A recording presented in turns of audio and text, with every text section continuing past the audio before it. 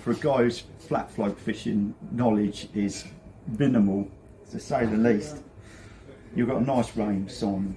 So tell us all about the different shapes and what they do, and that as well, please. Okay, so I probably did a bit of flat float fishing, like hard to say, a bit of flat float fishing. Yeah. I did a bit of flat float fishing sort of up until, I don't know, about 10 years ago, but then I started fishing on the Broads. For a few years I would go at the festivals on there. I haven't done it the last couple of years because I haven't had time, but so I started doing quite a bit of flat float fishing on the Broads, and since then I've also done quite a lot in Italy. And it's a method I love. It's a brilliant type of fishing, but you've got to get the basics right and the details. So we've got 3 flat floats in the Hydra range, and they're all for a different job. So we start with the easiest one to use, which is a Hydra Round, which is this one. So that's got a hollow tip, an EVA foam body, right? So that's indestructible pretty much. I did a video once where I was smacking it with a hammer, and it doesn't deform. And if you get a little cut in the body of it, and you think, oh no, the water's going to get in, it doesn't take on water Because of the foam. so it never changes. So it's a good material, and that's got a carbon stem in it, as you can see, and a very small, I guess what's that, a spring eye. So that's an easy flat float to use because it's easy to shut up because of the hollow bristle, and you can use, I would use that float going back to the Broads. If I was going to fish, say at 5 or 6 metres, running through at half pace, trying to catch roach, basically trying to fish like a round float but slow it down a bit more, whether because of the flow or the wind or just the way the fish want it, I would always have maybe a 1 gram set up and fish it that way, just putting it through half pace. Is that why you don't need the stability of a wire stem then? Why you can get away with why the carbon is the carbon's choice? nice for running through. Yeah. Also it won't flip over like a wire can do occasionally. And strong. You could also fish that in still water.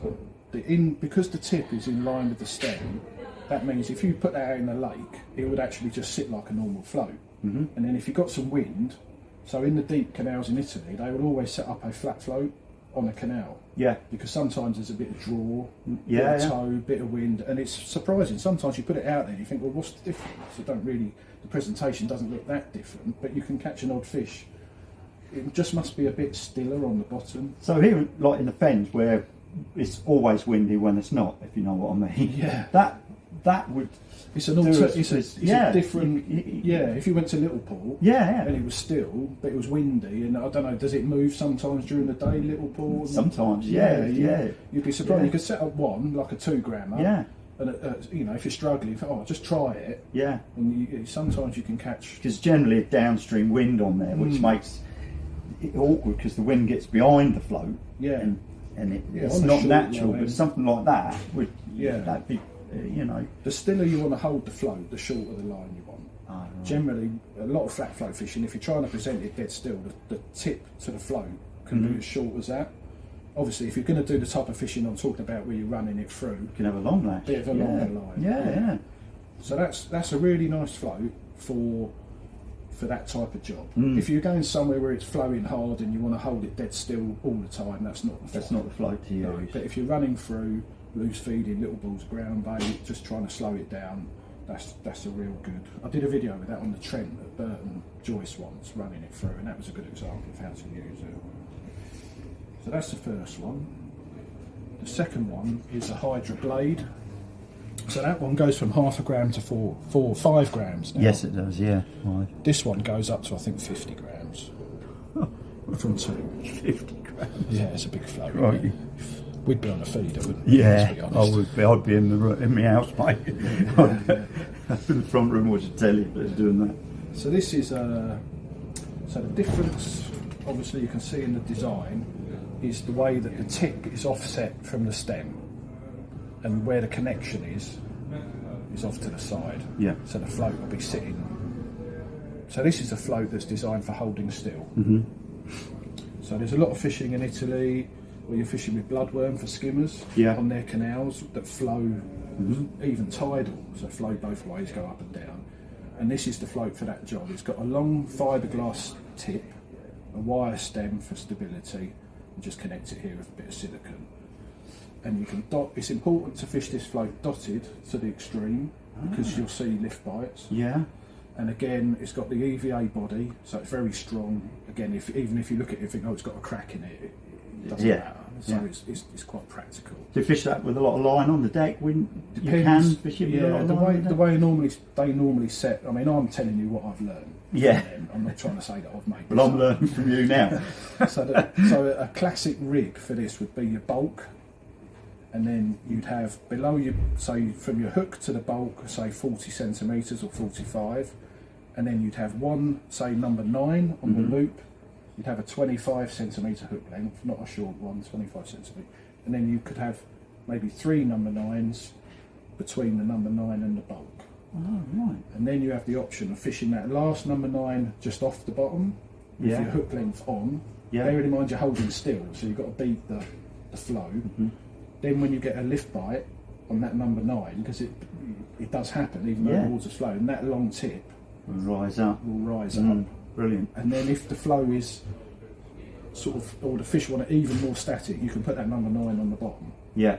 And then just put your tip below the water a little bit more to hold the float down. See, for me, you're talking about there's some floats like this, and number 9 is like alien to me. I thought you would be talking about much bigger shots. No, not for bream and skimmers with bloodworm, because it's delicate fishing despite the size of, you could be fishing a 15 gram float. They'll use 10s as well.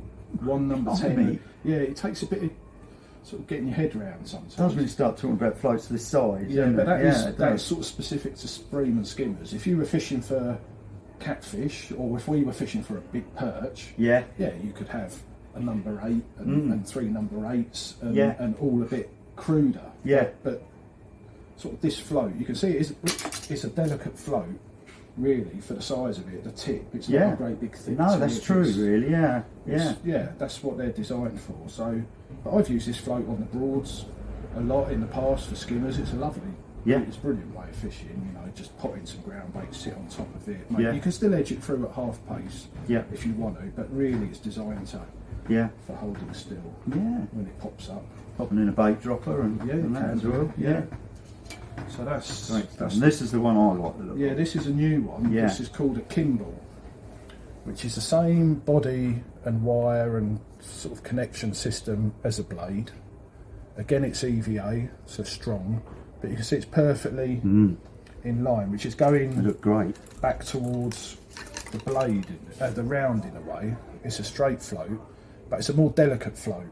Again, okay, it's a bigger float, but it's got a sensitive fiberglass tip for the same reason it's skimmer and bream fishing float, really.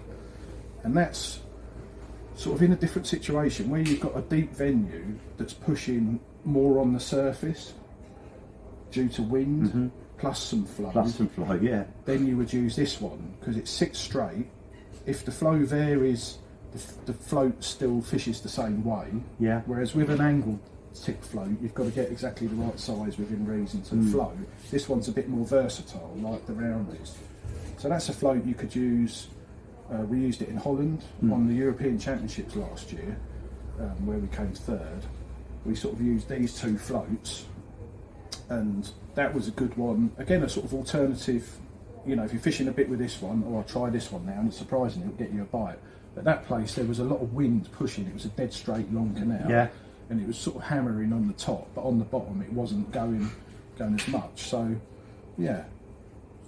just a slight variation on the same float. But if you're into your flat float fishing, it's the type of thing that they're beautifully made. They're lovely. Beautifully made.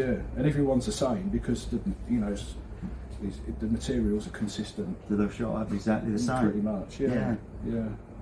So it's a great way of fishing. It is. I'm probably making it sound a bit more complicated than it is. It's really not. If you never tried it and you got yourself a couple of these and tried them on your local river, you can have a nice.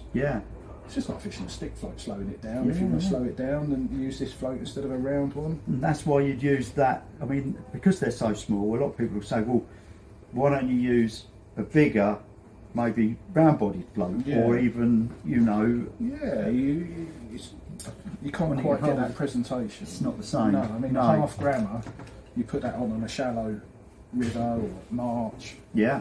Just, you know, if there's an odd skimmer knocking about in your peg and you think, I'll just try it for 5 minutes, slow it down, you can be surprised. I mean, in the past seasons, there's been a lot of flat float fishing at March.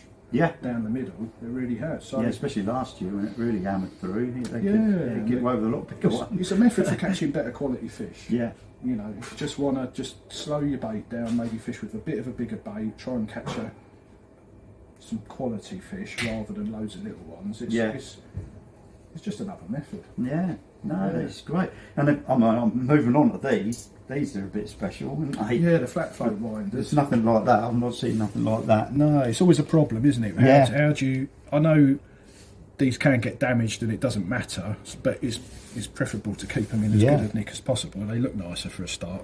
So these flat float winders, there's 2 sizes, and the float does store flat on them. Yeah, and they're nice. They've got that depth, haven't they? Yeah, they've got nice depth to them as well, which is good. So it does protect them. They're not the cheapest floats in the world, are they? So it's nice to try and look after them. Right, yeah. And they fit together. You can get them to fit together in a tray or stack them. Yeah. Or some people in Italy just have a Tupperware box and they put them in that.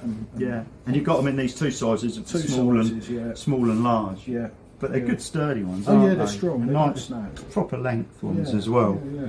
Yeah, they're really good. They are. So that's the 3 3 flat floats. Yeah. Yeah.